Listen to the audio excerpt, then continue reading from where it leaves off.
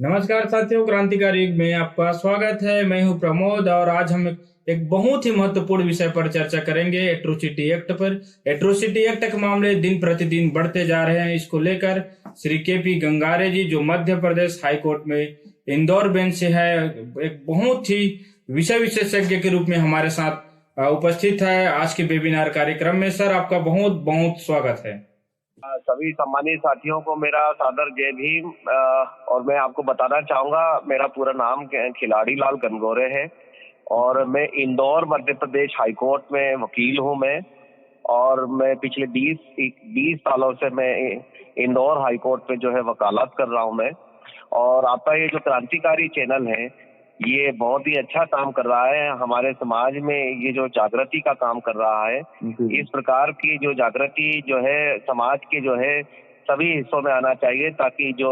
हमारा जो संविधान का जो लक्ष्य है कि अंतिम पंक्ति में खड़े हुए उस व्यक्ति के जो कि गरीब है, जो कि जिसके पास में जो साधन नहीं है, साधनहीन है, जो अशिक्षित है और जिसको सताया गया है बरसों से, उन दबे कुचले समाज के लोगों की हम लोगों को यह प्रयास करना चाहिए कि उन लोगों की हम लोग आवाज बन सके, तभी हम लोग जो है सच्चे लोकतंत्र की स्थापना कर सकेंगे। जी सर, बहुत बहुत धन्यवाद सर। आप जो आपको हजारों लोग सुन रहे हैं सर, एट्रोसिटी एक्ट पे काफी जानकार हो आप और आपको हजारों लोग फॉलो करते हैं सर। बहुत बहुत धन्यवाद सर। आज के वेबिनार पे आपको हजारों लोग सुन रहे हैं सर। पुनः धन्यवाद सर। अपनी बात रखिए सर। जी जी जी। धारा 3 में धारा 3(1) का जो है 3(1) का यह कहती है कि यदि किसी SC/ST के व्यक्ति के मुंह में यदि कोई अखाद्य पदार्थ का मतलब क्या होता है?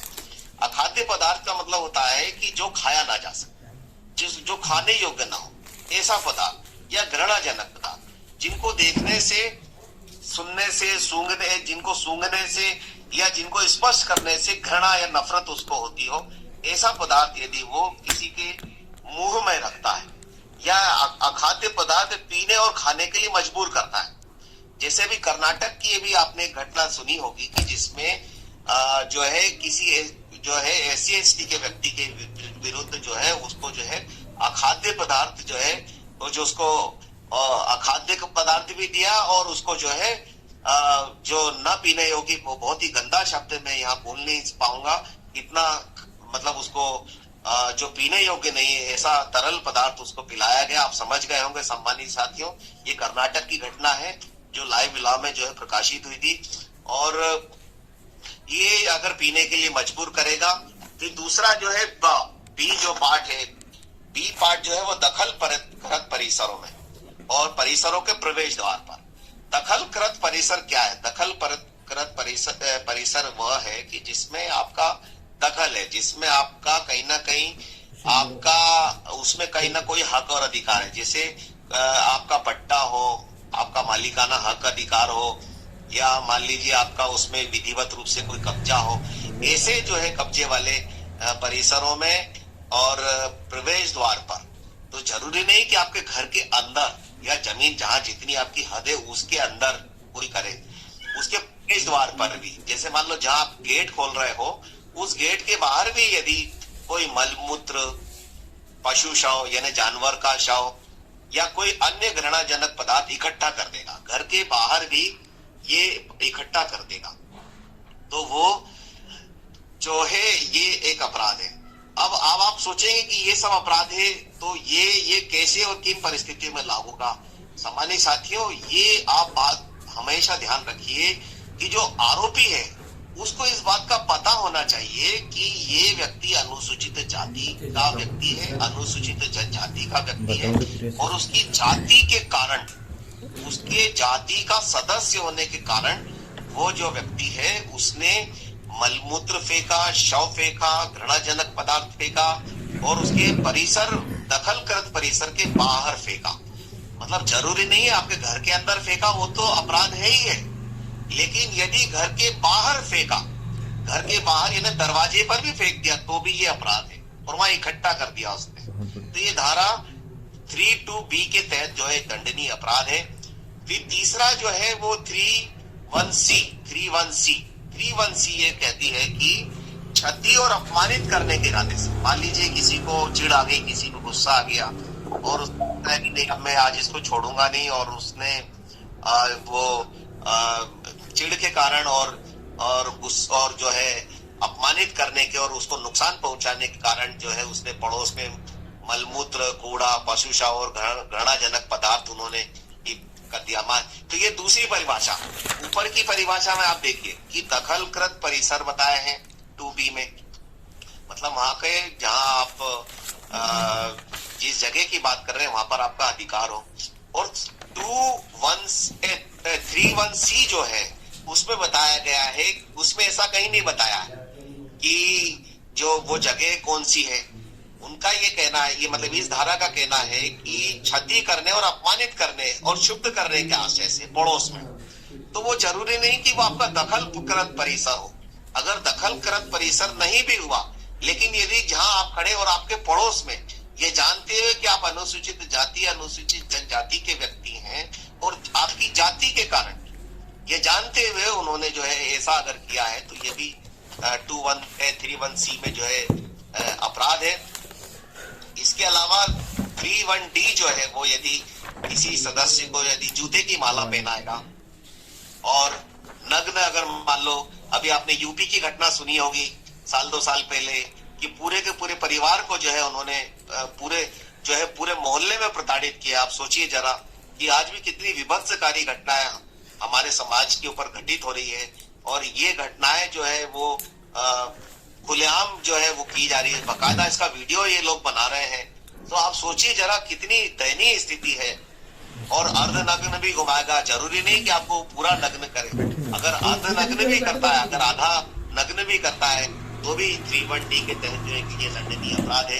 इसी प्रकार 31E यह है कि यदि कोई बलपूर्वक ऐसा कोई काम करे। अब बलपूर्वक काम कौन सा करे कि जैसे कपड़े उतारना, कि मान लो किसी SC/ST के व्यक्ति के कपड़े उतारा, मान लो कोई बलपूर्वक मान लो सिर का मुंडन कर दिया, जैसे मान लो जबरन उसके बाल काट दिए, उसकी मूछें हटा दिए। आजकल जैसे गुजरात में आपने देखा होगा कि हमारे कुछ लड़कों ने मूछें रखी, तो उनकी मूछें हटाने के लिए उन पर जो है वो अत्याचार किया कि ये लोग तुम मूछें रखोगे, तो इस प्रकार का जो है उन पर एट्रोसिटीज की गई। तो ये मूछें हटाने को लेकर चेहरे और शरीर को पोतना, तो चेहरे और शरीर को जैसे मान लो किसी के चेहरे को जो है वो काला रंग पोत देना, कीचड़ से वो करना, मलमूत्र से उसको पोतना, तो ये भी जो है इस धारा 31E के तहत जो है एक अपराध है। और तो मानव गरिमा के खिलाफ है, ऐसा काम जो मानव गरिमा के खिलाफ है, वह काम जो है वो धारा 31E के तहत जो है दंडनीय अपराध है। इसके साथ साथ में यदि 31F को अगर हम जाने तो SC/ST के अगर मालिकाना या कब्जे की कोई अलॉटमेंट किया गया है, और यदि वो आवंटन किए जाने के बाद में यदि कोई जबरन उस पर कब्जा कर लेगा, खेती कर लेगा या उस भूमि पर ट्रांसफर करा लेगा। देखिए जो प्रॉपर्टी है, अगर मान लीजिए आपके पास में कोई प्रॉपर्टी है तो उसमें आपको मालिकाना हक होना चाहिए, या आपका उस पर विधिवत रूप से लीगल कब्जा होना चाहिए, या आपको उसको किसी सरकारी अधिकारी के द्वारा अगर आपको कोई अलॉटमेंट हुआ तो अलॉटमेंट जैसे मान लो पट्टे पर दिया हो, लीज पर दिया हो, तो अगर मान लो कोई अलॉटमेंट दिया हो और अलॉटमेंट करने के बाद में यदि मान लो उसको कोई रॉन्गफुली जो है डिस्पजेस कर देता है, तो अगर मान लो उसको जो है डिस्पजेस कर देता है, तो फिर जो है धारा 31F के तहत जो है उस पर जो है ये धारा लागू होगी। और उसमें खेती करने लगे मान लो, और या मान लो उस पर ट्रांसफर करा ले अवैधानिक तरीके से, तो यह धारा जो है 31F जो है ये एक दंडनीय अपराध है। इसके अलावा धारा 31G को अगर हम लोग देखें तो भूमि और परिसरों से सदोष बेकब्जा करेगा, या भूमि या परिसरों या जल सिंचाई सुविधाओं पर वन अधिकारों सहित उपयोग में हस्तक्षेप करेगा। तो मतलब किसी SC/ST के व्यक्ति की मान लो कोई भूमि हो, मान लो उनका कोई भवन हो और वो या परिसर हो, और उनका जो है परिसर से सदोष बेकब्जा करेगा, मतलब जो है उनको जो है रॉन्गफुल डिस्पजेस करेगा। अगर मान लो तो अगर वो डिस्पजेस करता है यानी बेकब्जा करता है, तो चाहे वो भूमि, परिसर या जल सिंचाई तो जरूरी नहीं कि इसमें जमीन हो, इसमें जल और सिंचाई की सुविधाओं पर वन अधिकारों को भी जो उपयोग में अगर कोई हस्तक्षेप करता है या फसल को नष्ट करता है या उसकी फसल मान लो उन्होंने फसल बोई और फसल मान लो पके फसल को भी अगर ले जाता है तो यह भी एक दंडनीय अपराध है। फिर इसके अलावा वो जो उन्होंने जो रॉन्गफुल इंटेंशन की जो है परिभाषा बताई है कि रॉन्गफुल को बताया कि रॉन्गफुल का मतलब क्या होता है, यानी जबरन बेकब्जा अगर किसी को किया जाता है तो उसको सदोष का मतलब इन्होंने परिभाषा बताई है कि ये सब काम कब होना चाहिए, ये सब काम होना चाहिए व्यक्ति की इच्छा के खिलाफ होना चाहिए,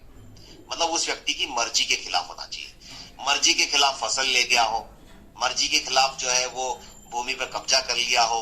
मर्जी के खिलाफ जो है वो परिसर को जो है उन्होंने अपने उसमें अधीन ले लिया हो, उसमें हस्तक्षेप करे उसकी मर्जी के बिना। फिर जो है ऐसी सहमति यदि उसने भय दिखाकर की है, मान लो वो कहे कि नहीं साहब मैंने तो सहमति ली है, परंतु यदि वो सहमति उन्हें डर दिखा करके ली है या उन्होंने किसी ऐसे व्यक्ति से जो कि सहमति ली है वो अगर मान लो सहमति अगर भय के साथ साथ में अगर उत्पीड़न करने की उससे ली है तो यह भी जो है परिभाषा सहमति उसमें जो है सदोष यानी रॉन्गफुल जो है वो शब्द के अंतर्गत बताया गया है। और फिर जो है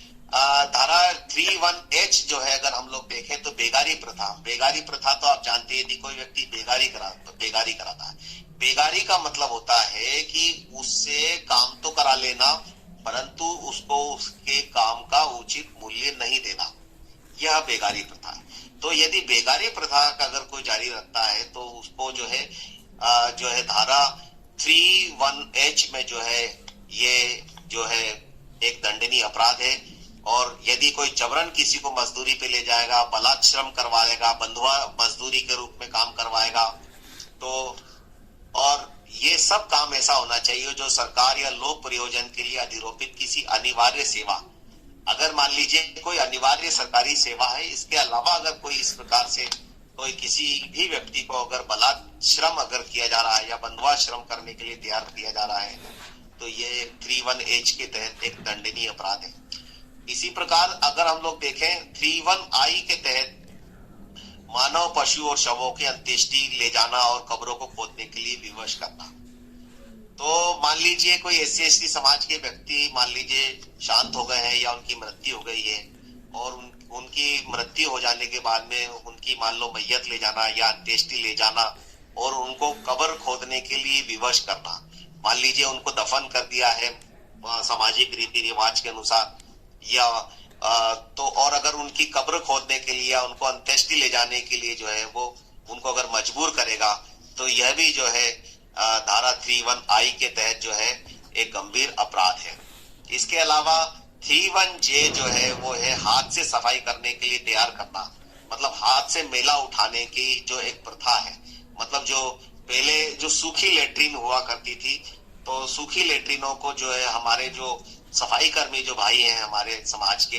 उन भाइयों को जो है हाथ से मेला उठाने के लिए जो है मजबूर किया जाता था।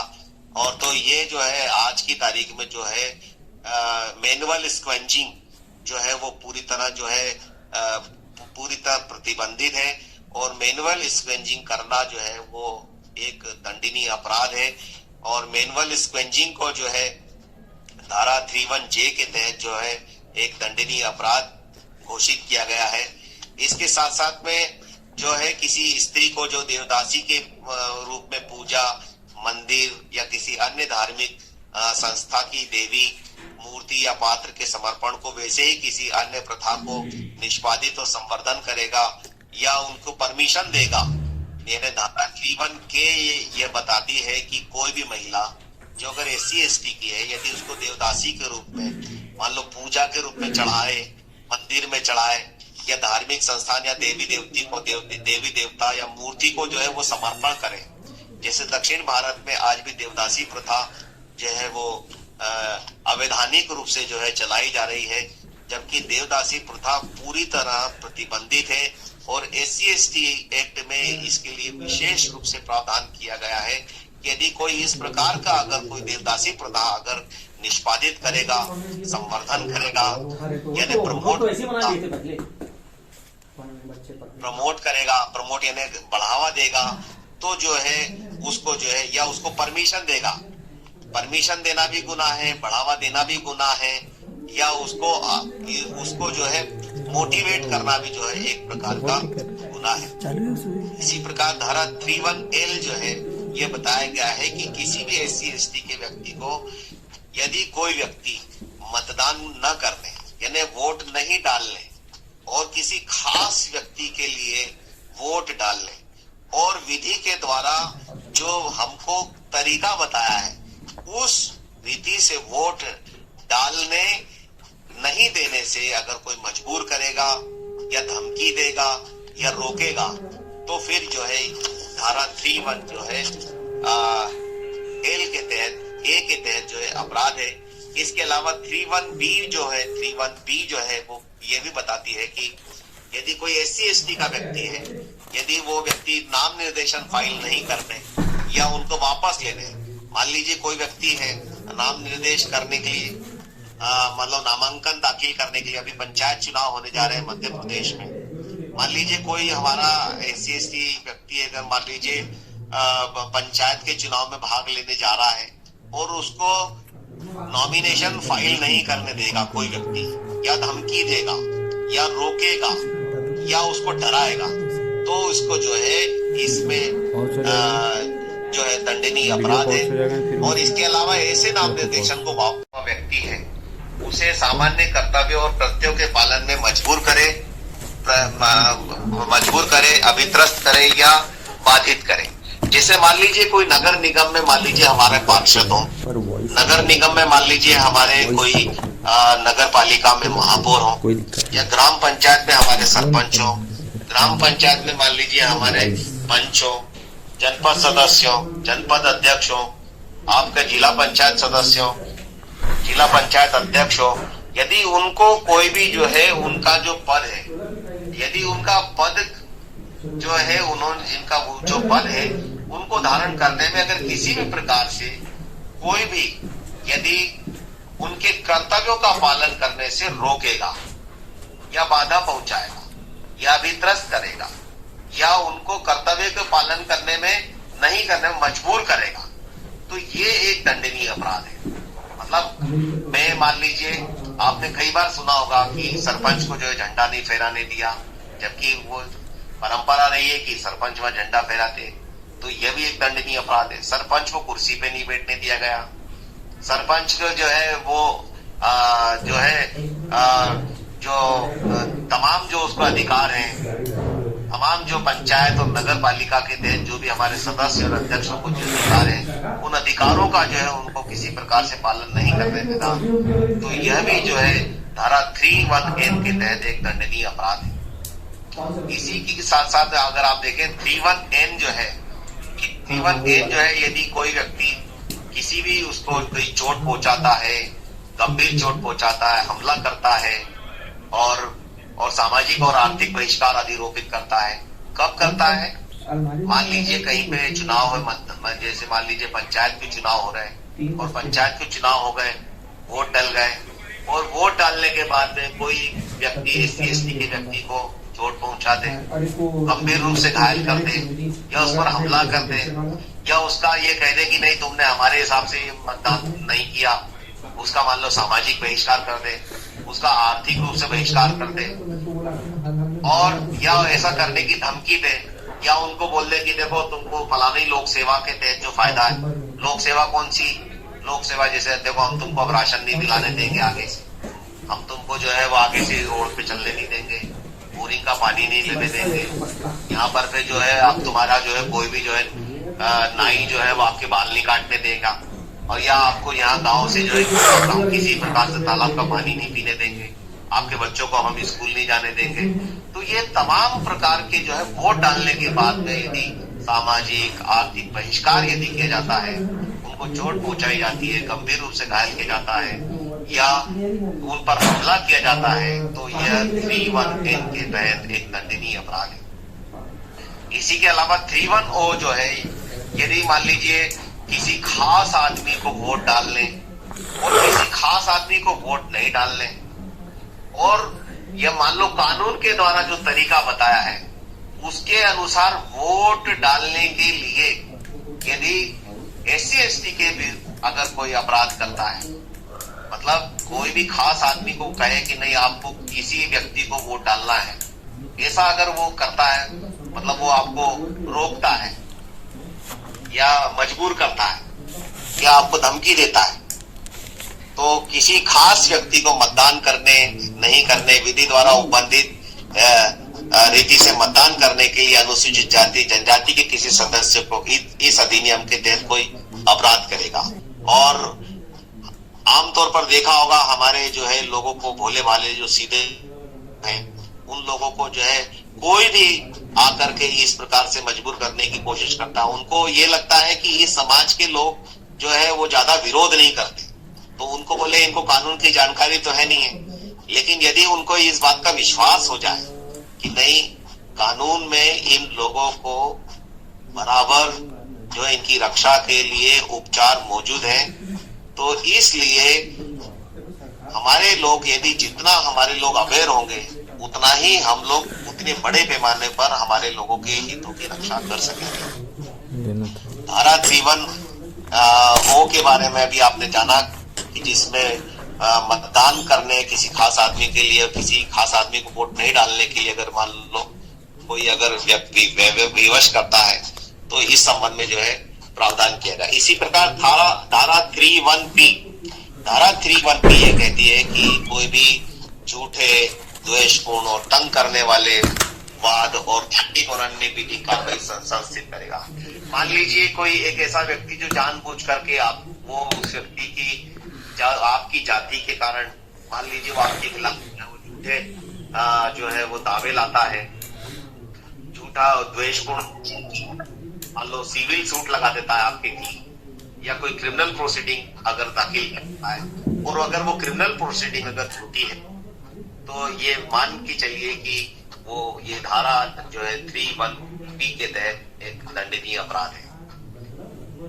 धारा 3(1)Q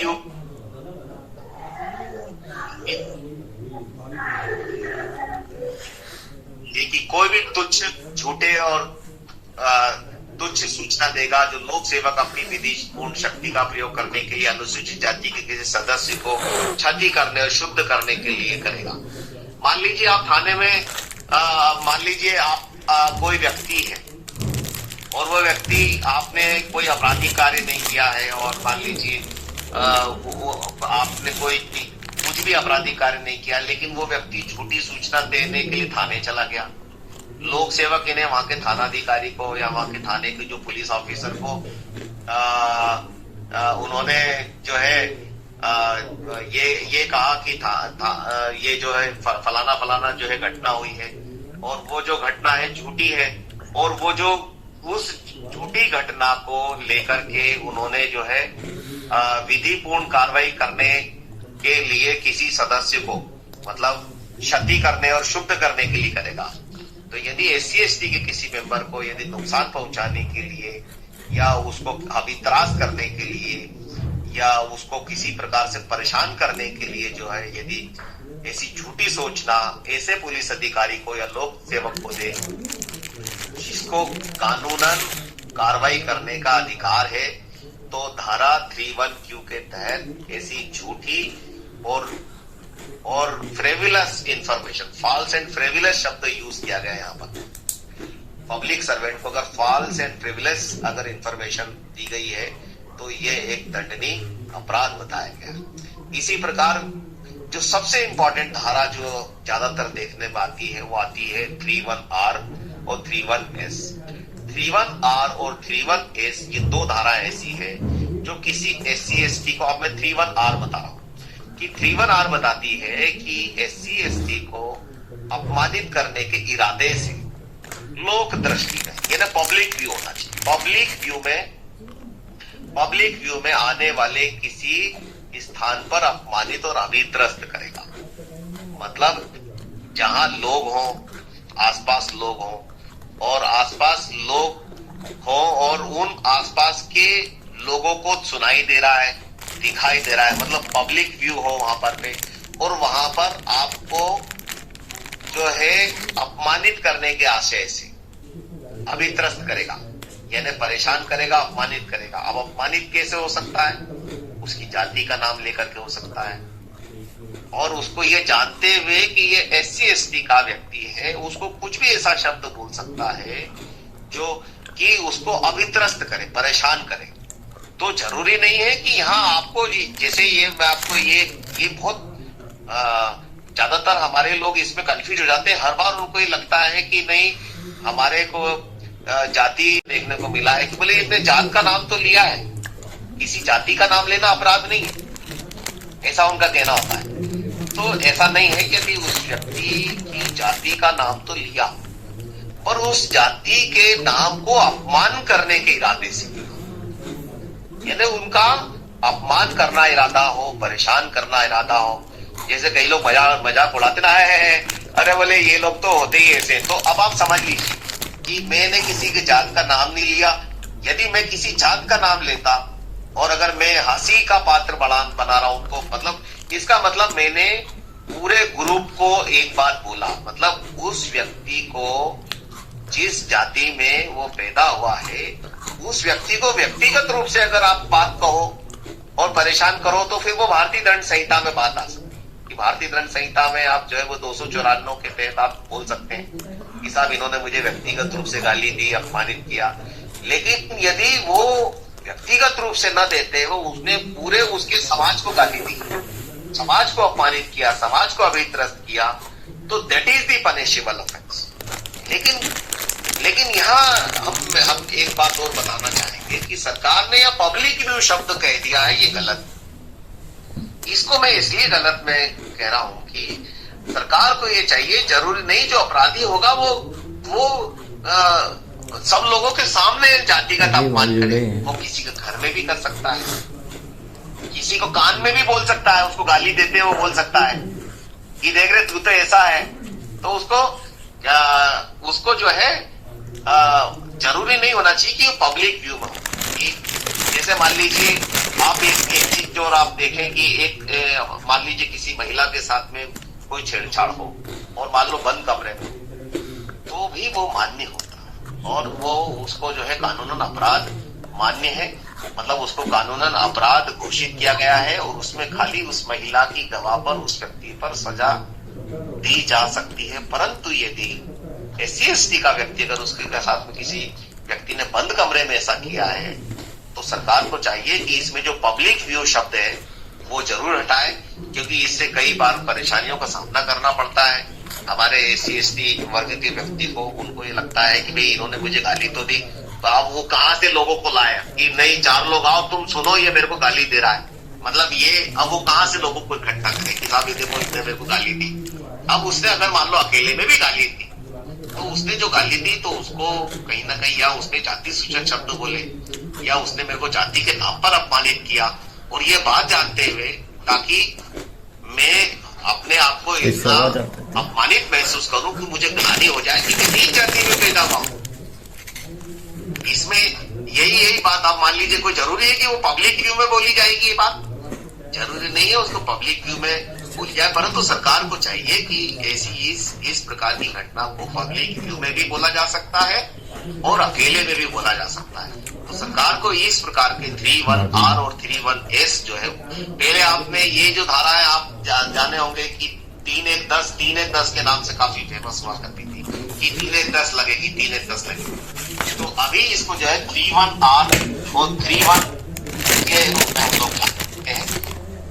तो 31R ये है और 31S क्या है? 31S ये कि लोक दृष्टि में आने वाले किसी स्थान पर जाति के नाम से अनुसूचित जाति, अनुसूचित जनजाति के सदस्य को गाली गलौज करना। तो एक धारा ये हो गई कि 31S में जाति के नाम पर गाली गलौज करना, मतलब जाति का नाम लेना और उसको ऐसा अपमानित करना कि जो सुनने में बुरा लगे, सुनने में उसको ग्लानि महसूस हुए कि मैं नीच जाति में पैदा हुआ हूं और मुझे मेरी जाति के कारण यह जानते हुए कि मैं अनुसूचित जाति, अनुसूचित जनजाति समाज में पैदा हुआ हूं, और मेरी जाति में इस पैदा होने के कारण इन्होंने मेरे साथ में यह अपमान किया है। तो ये धारा 31S के तहत एक दंडनीय अपराध है। 31R और 31S में फर्क क्या है? 31R को आप वापस से मैं आपको बता दूं कि अनुसूचित जाति जनजाति के किसी सदस्य को अपमानित करने के आशय से लोक दृष्टि में किसी स्थान पर अपमानित और अभित्रस्त करना, मतलब अपमानित करने का इरादा होना चाहिए उसका। अब मतलब यह जाति सूचक वाला शब्द नहीं है, कई लोगों को यह गलत फहमी होती है। यहाँ जाति सूचक कहीं नहीं लिखा, लेकिन 31S में जो है कई बार इशारा करके भी जो है व्यक्ति को वो किया जा सकता है, कई बार इशारा करके भी उसको अपमानित किया जा सकता है। तो जरूरी नहीं है उसको जो है उसका जाति का नाम ले। तो धारा 31R जो है अनुसूचित जाति जनजाति के सदस्य को अपमान करने के आशय से लोक दृष्टि में आने वाले किसी स्थान पर अपमानित और अभित्रस्त कर देगा। मान लीजिए उसने जैसे मान लीजिए कोई हवन में बैठा हो और जैसे ही व्यक्ति की जाति का पता चला और उसने जाति का नाम नहीं लिया और उनको भगा दिया, बोले चलो नीच, बोले जाओ, बोले यहाँ से भगो यहाँ से। तो इसका मतलब ये हुआ कि भले ही उन्होंने जाति का नाम नहीं दिया, लेकिन जो फरियादी है उसकी जाति का उसको पता था आरोपी को, और उसकी जाति के जानने के कारण उसने हवन में नहीं बैठने दिया, धक्के मार के बाहर निकाल दिया। तो ये जो है एक प्रकार से जो है एक दंडनीय अपराध है जो धारा R1 में। लेकिन एस में जो है वो क्लियर ये है कि जाति के नाम से SC/ST के किसी व्यक्ति के साथ में गाली गलौज करना, यानी उसकी जाति का नाम लेना, और वो जाति का नाम कई प्रकार से लेते हैं। आपको भी पता है कि ज्यादातर जो अपराध R और S में हमारे लोग जो है वो रिपोर्टें दर्ज जो है उनके साथ में घटना होती है, तो ज्यादातर रिपोर्टें इसी प्रकार की दर्ज होती हैं। और इसके अलावा आप देखें तो धारा 31T है। धारा 31T ये बताती है कि सामान्यतः धार्मिक माने जाने वाली या अति श्रद्धा से ज्ञात किसी वस्तु को नष्ट करेगा या हानि पहुंचाएगा या अपवित्र करेगा। तो अब वो धार्मिक माने जाने वाली अति श्रद्धा से ज्ञात वस्तु कौन सी है? तो वो वस्तु मूर्ति हो सकती है, फोटो हो सकती है, रंग चित्र हो सकती है। अब आप देखिए बाबा साहब जिंदे थे तब उनको परेशानी थी, अब बाबा साहब हमारे नहीं हैं तो अब उनकी मूर्तियों से परेशानी है, उनके चित्रों से परेशानी है। और भी हमारे जो दूसरे महापुरुष हैं, हमारे समाज में जितने भी महापुरुष पैदा हुए हैं, उन सभी महापुरुषों के अगर मान लीजिए जिनको हम श्रद्धा के तौर पर भगवान से भी ज्यादा बढ़कर हम उनको अपना मानते हैं, ऐसे हमारे भगवानों के बारे में मान लीजिए कोई किसी प्रकार से नष्ट करेगा, हानि पहुंचाएगा, उनके साथ में तोड़फोड़ करेगा, अपवित्र करेगा उनको, मान लो उन पे गोबर फेंक दे, कीचड़ फेंक दे, काली पोत दे, कई जगह जो है उन्होंने मूर्तियां तोड़ी, कई जगह जूतों की माला पहनाई। तो ऐसे सब सारे जो अपराधी लोग हैं उन सभी अपराधियों को 31T के तहत जो है वो जो है एक दंडनीय अपराध जो है हमारी विधायिका ने बताया है SC/ST एक्ट में। फिर इसी प्रकार 31U जो बताती है वो ये है कि मान लीजिए किसी SC/ST के जो लोग हैं या व्यक्ति है उनके विरुद्ध शत्रुता, घृणा या वैमनस्यता की भावना या तो लिखित में या मौखिक शब्दों के द्वारा या चिन्हों द्वारा या कोई दृश्य रूपण यानी फिल्म के द्वारा या अन्यथा अभिवृद्धि करेगा या अभिवृद्धि करने का जो है वो प्रयास करेगा। मतलब या तो शब्दों के द्वारा, चाहे वो लिखे गए हो, चाहे वो बोले गए हो, या किसी जो है साइन द्वारा या विजिबल रिप्रेजेंटेशन के द्वारा जो चाहे प्रमोट्स किए जाए, चाहे प्रमोट करने का प्रयास किया जाए, प्रमोट यानी उनको बढ़ावा देना, प्रमोशन करते हैं ना, जैसे फिल्म वाले अपनी नई फिल्म आती है तो उसका प्रमोशन करते हैं। तो ठीक इसी प्रकार से यदि किसी ने यदि SC/ST के व्यक्ति के या समाज के लोगों के खिलाफ मान लो कोई शत्रुता, घृणा या वैमनस्यता की भावना लिखित में या मौखिक रूप से अगर बढ़ाई है तो ये जो है या उसको प्रमोट करना या प्रमोट करने का उसको प्रयास करना, तो प्रयास करना भी जो है धारा 31U के तहत एक दंडनीय अपराध है। इसी के साथ साथ में आप देखें तो 31B धारा 31B जो SC/ST के जो अति श्रद्धा से माने वाले किसी दिवंगत व्यक्ति हैं उनको लिखित या शब्दों द्वारा या अन्य किसी साधनों से अनादर करेगा। मान लीजिए कोई SC ST के हमारे जो दिवंगत हैं, दिवंगत मतलब अब इस दुनिया में नहीं रहे हैं, परंतु उनको शब्दों में या जो है मौखिक रूप से या लिखित रूप से जो है उनका अनादर करेगा, डिसरिस्पेक्ट करेगा। तो डिसरिस्पेक्ट करना जो है 31V के तहत जो एक दंडनीय अपराध। 31W क्या है? 31W ये है कि मान लो कोई महिला है हमारे समाज की, SC ST की महिला है, और वो जानते हुए टच करेगा कि वो महिला SC ST की है, और उसका जो ऐसा काम मान लीजिए उसकी सहमति के बिना और उसको जो है छेड़छाड़ करने का उसका इरादा है, तो छेड़छाड़ करने के इरादे से उसको स्पर्श करेगा, तो यह SC ST के तहत एक दंडनीय अपराध है। इसी के साथ साथ में जो है स्त्री के बारे में जानते हुए कि वो SC ST से संबंधित लैंगिक प्रकृति, मान लो जरूरी नहीं कि वो टच करे, परंतु ऐसा गंदा शब्द बोल दे जी जो उसको सुनने में लैंगिक प्रकृति का नजर आए। प्रकृति का मतलब ये होता है अंग्रेजी में सेक्सुअल नेचर का अगर वो हो, और सेक्सुअल नेचर का मान लो किसी प्रकार का कोई शब्दों के द्वारा या मौखिक रूप से किसी भी प्रकार से जो है छेड़छाड़ करेगा उनको, तो यह जो है 31W के तहत दंडनीय। तो सहमति को जो है इन्होंने कोर्ट ने जो SC ST एक्ट में सहमति को क्लियर किया है। सहमति के बारे में बताया है कि कोई भी मतलब महिला, जैसे मान लीजिए किसी महिला के साथ में छेड़छाड़ की जा रही है, 31 जो W में बताया कि सहमति, अगर महिला की सहमति से की जा रही है, महिला को गंदे शब्द बोले जा रहे हैं, तो उसकी सहमति है कि नहीं है। तो सहमति के बारे में बताया गया है कि कोई भी सुस्पष्ट स्वैच्छिक करार अभिप्रेत है, कोई व्यक्ति अंगों शब्दों अंग विक्षेपों मौखिक संसूचना के किसी रूप में विनिर्दिष्ट कार्यों में भागीदारी की रजामंदी को संसूचित करता हो, परंतु SC ST की महिला को लैंगिक प्रकृति की किसी शारीरिक अवरोध नहीं करती, केवल इस तथ्य के कारण लैंगिक क्रियाकलाप में सहमति के रूप में नहीं माना जाएगा। स्त्री का अपराधी के साथ सहित लैंगिक इतिहास सहमति विवक्षित नहीं माना जाएगा या उस अपराध को कम नहीं करेगा। मान लीजिए कोई महिला उसके साथ में रहती आई हो, लेकिन या उसका कोई मान लो वो कितनी भी खराब से खराब महिला क्यों ना हो, लेकिन उसको उसके लिए सहमत नहीं माना जाएगा। मतलब यह है कि सहमति जब तक के उसने सुस्पष्ट रूप से बता नहीं दी हो, तब तक के वो सहमति नहीं माने जाएगी, यानी उसके साथ में वह काम वो जबरन किया हुआ ही माना जाएगा, यानी उसकी इच्छा के विरुद्ध ही किया हुआ माना जाएगा। इसके साथ साथ में आप धारा 31X देखें तो 31X जो है ये बताती है कि सामान्यतः उपयोग किए जाने वाले किसी स्रोत, जलाशय या अन्य स्रोत के जल को दूषित या गंदा करेगा, जिससे वह ऐसे प्रयोजन के लिए कम उपयुक्त हो जाए जिसके लिए साधारणतः उपयोग किया जाता है। मान लीजिए कोई एक ऐसा तालाब है, उस तालाब को सभी लोग जन सामान्य के लोग अपना क्वेश्चन तैयार रखेंगे, लास्ट का जो 15 मिनट का क्वेश्चन सेशन किसी मैं तो कई बार SC ST का व्यक्ति उसका उपयोग न कर ले और मान लीजिए उसको जो है गंदा कर दे, या वो जो है वो पीने लायक ना रहे, यदि ऐसा काम यदि किया जाता है तो धारा 31X के तहत एक प्रकार का यह दंडनीय अपराध है। 31Y क्या है? 31Y ये बताती है कि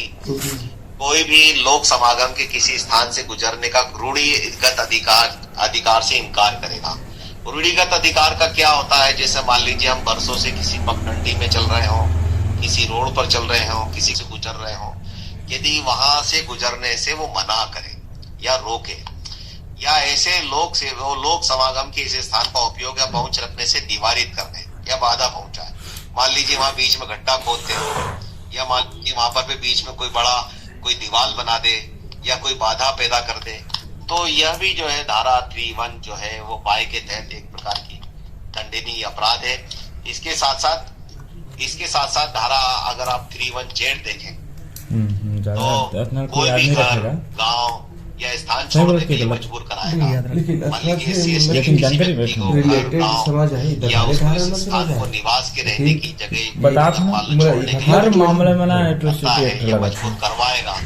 मतलब कई बार क्या होता है कि व्यक्ति खुद मजबूर नहीं करता है, लेकिन किसी और के माध्यम से मजबूर भी कराता है। तो जो मजबूर करता है बोला था मैं वो तो दंडनीय हो गई होगा, लेकिन जो करवाएगा नहीं हुआ है, मैं देखा था कच्चा देर दिमाग के किसका है। तो हमको दिमाग की तरफ भी जाना पड़ेगा कि ऐसे दिमाग चलाने वाला वो व्यक्ति कौन है जिसने हमारे SC/ST के व्यक्ति को घर, गांव और निवास छोड़ने के लिए मजबूर किया है। तो वो ऐसे जो है व्यक्ति को, दोनों व्यक्ति को जिसने मजबूर करा डायरेक्टली वो भी, और जिसने मजबूर करवाया है उसको भी धारा 31Z के तहत जो है दंडनीय अपराध बनाया गया है। सर। और धारा 31ZA जो है, धारा 31ZA ये बताती है कि कोई सामान्यतः कोई कब्रिस्तान, शमशान भूमि का, नदी, कोई तालाब, झरना, कुआं, कुंड या नल, स्नान घाट या सड़क मार्ग का उपयोग करने से कोई रोकता है या बाधा पहुंचाता है तो 31ZAA के तहत जो है एक दंडनीय अपराध है। यदि हम 31ZAB के अगर मोटरसाइकिल सवारी करना, सार्वजनिक स्थानों में जूते पहनना, सार्वजनिक स्थानों में नए कपड़े पहनना, विवाह की शोभा यात्रा यदि बारात निकालना, विवाह की शोभा यात्रा के दौरान घोड़े पर चढ़ना या किसी अन्य वाहन पर चढ़ना, तो यह भी यदि इस प्रकार से अगर कोई व्यक्ति किसी भी तरीके से यदि रोकता है या उसमें बाधा पहुंचाता है तो 31ZAB के तहत 31ZAB के तहत एक दंडनीय अपराध है। इसी प्रकार से धारा 31ZAC यह बताती है कि जनता का समान धर्म के किसी व्यक्ति के खुले स्थान में किसी पूजा स्थल में प्रविष्ट करना, नाटरस या अन्य धार्मिक, सामाजिक, सांस्कृतिक शोभा यात्रा में भाग लेना और उसको निकालना। तो मतलब मान लीजिए कोई आम पब्लिक रह रही और मान लो पूजा स्थल में मान लो प्रवेश कर गया है और मान लो कोई सामाजिक, धार्मिक या सांस्कृतिक शोभा यात्रा में भाग ले या मान लो वो निकाल रहा हो तो उसको रोके या उसमें बाधा पहुंचाए तो भी जो है SC/ST एक्ट की धारा 31ZAC के तहत दंडनीय अपराध है। फिर इसी प्रकार से कोई 31ZAD जो हॉस्पिटल या डिस्पेंसरी या प्राइमरी हेल्थ सेंटर या कोई भी दुकान या लोक मनोरंजन जैसे टॉकीज या कोई भी जहां पर पे लोक मनोरंजन होता है या लोक स्थान में प्रवेश करने के लिए कोई जनता के लिए कोई खुले स्थान, मान लो कोई गार्डन है, मान लो कोई किसी जगह है जो लोगों के लिए, आम जनता के लिए खुला हुआ व्यक्ति है, मान लो कोई पिकनिक स्पॉट है, तो सार्वजनिक उपयोग के लिए अभिप्रेत कोई भी उपकरण या वस्तु जो सभी व्यक्ति उसको छू सकते हैं। मान लीजिए हम लोग कहीं घूमने गए तो मान कोई पिकनिक स्पॉट पर मान लो कोई चीज, कोई वस्तु हमको सभी लोग छू रहे हो तो हम लोग ने भी छू दी। और अगर मान लो कोई व्यक्ति छूने से अगर ये इस बात को जानते हुए कि यह SC/ST का व्यक्ति है और इसकी जाति के कारण यदि उसको रोका है या उसको बाधा पहुंचाई है तो धारा 31D के तहत एक दंडनीय अपराध है। धारा 31E क्या बताती है कि कोई वृत्तिक व्यवसाय करने या उपजीविका, व्यापार करने या नौकरी करने में, नियोजन करने में या जनता के किसी अन्य लोगों को उपयोग करने में उसका पहुंच करने का जो अधिकार है, यदि उसमें किसी प्रकार की बाधा करेगा, जैसे मान लीजिए कोई बिजनेस कर रहा हो, कोई मान लो कोई प्रोफेशन में है, जैसे मान लो मैं वकालत के प्रोफेशन में हूँ, यदि मुझे कोई बिजनेस मुझे वकालत के प्रोफेशन में मान लो मेरे को कोई रोकता है या मैं मान लो हमारी कोई किराने की दुकान है, दवाई की दुकान है या हमारी कोई भी किसी प्रकार का हम कोई बिजनेस चला रहे हैं उनमें, या हमने कहीं कोई नौकरी कर रहे हो, या मान लीजिए अभी एक केस आया था जिसमें कोई एक सरकारी कर्मचारी को जो है वो गांव के किसी दबंग व्यक्ति ने कहा कि तुम यहाँ पर पे नहीं आओगे और उनको जो है सरकारी नौकरी करने से, आने जाने से रोका गया था। तो मुझसे बात हुई तो मैंने फिर इस धारा का मुझे पूरा पढ़ा तो मैंने उनको सलाह दी कि नहीं, ये धारा जो है आपको यदि कोई बाधा पहुंचाता है या किसी प्रकार से अगर रोकता है तो धारा 31E के तहत एक दंडनीय अपराध है। आपको जो है जनता या उसके किसी सामान्य लोगों को उपयोग करने या उसके पहुंच के अधिकार वाले कोई ऐसे व्यापार से, प्रोफेशन से जो है आपको रोका है या उसमें बाधा पहुंचाई है, तो ये धारा 31E के तहत एक दंडनीय अपराध है। इसी प्रकार से धारा 31Z भी प्रावधानित करती। मान लीजिए कोई व्यक्ति जादू टोना करे, जादू टोने का बोल करके SC/ST के किसी व्यक्ति को मारे, पीटे, शारीरिक हानि पहुंचाए, उनको मानसिक रूप से उनको जो है वो प्रताड़ित करे, तो धारा 31 की बोले नहीं इसको तो देवी आई है और बोले देवी को जो है बोले मारो, बोले तो बोले उसको देवी के नाम पर या जादू टोना के नाम पर उसको मारना, पीटना, तो यह भी जो है वो धारा 31Z के तहत एक दंडनीय अपराध है। इसी प्रकार से धारा 31ZC बताती है कि कोई भी व्यक्ति या कोई परिवार या किसी समूह या सामाजिक आर्थिक बहिष्कार करेगा। देखिए अभी पहले सामाजिक आर्थिक बहिष्कार की जो हम चर्चा कर रहे थे, अब यहाँ पर पे उसको एक दंड दिया गया है कि यदि कोई सामाजिक आर्थिक बहिष्कार यानी व्यक्ति का करेगा, सामाजिक आर्थिक बहिष्कार मान लो कोई एक व्यक्ति का हो सकता है, उस व्यक्ति के परिवार का हो सकता है, या जाति नहीं मानी जाएगी। और ये भी आप ध्यान रखिए कि अभी हाल ही में अभी मध्य प्रदेश उच्च न्यायालय के फैसले में जो अभी लेटेस्ट फैसला आया इसी महीने में, और उनको अग्रिम जमानत की आधार पर दी गई कि उसकी जो घटना तारीख है, घटना तारीख का जाति प्रमाण पत्र नहीं बना था, घटना तारीख के बाद में जाति प्रमाण पत्र बनाया गया है। तो हमारे को सरकार को भी इस तरफ सोचना चाहिए कि जितने भी अब जैसे आपराधिक घटना SC/ST समाज के व्यक्तियों के ये तो हो गई, लेकिन अब इन अपराधों को रोकने के लिए आप इस प्रकार का अगर जैसे मान लो फैसला आया है कि घटना दिनांक को उसके पास में अनुसूचित जाति और अनुसूचित जनजाति का कोई प्रमाण पत्र नहीं था, तो इसका मतलब ये हुआ कि खाली प्रमाण पत्र नहीं होने की वजह से उसको प्रथम दृष्टया अपराध नहीं माना गया। तो इसमें गलती किसकी है?